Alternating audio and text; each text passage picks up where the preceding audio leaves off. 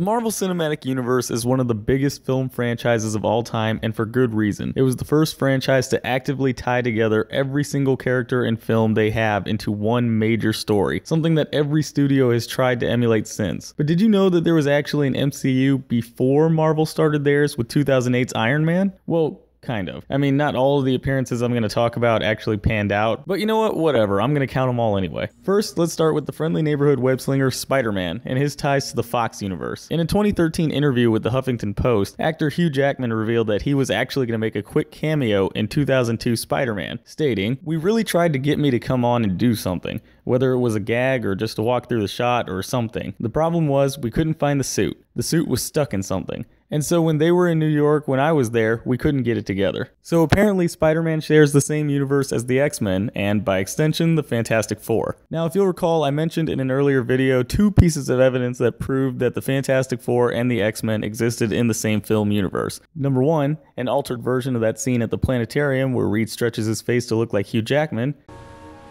Well, I guess that's what I thought you always wanted. A stronger man.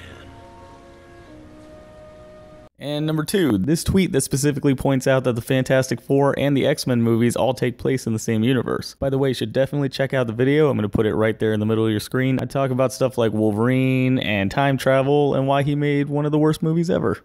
Awesome. Anyway, back to Spider-Man, we also get a fun Doctor Strange name drop in Spider-Man 2, where Jameson and Hoffman are trying to figure out a name for Dr. Octopus. What are we gonna call this guy? Dr. Octopus. That's crap. Science Squid? Crap. Doctor Strange. That's pretty good. But it's taken.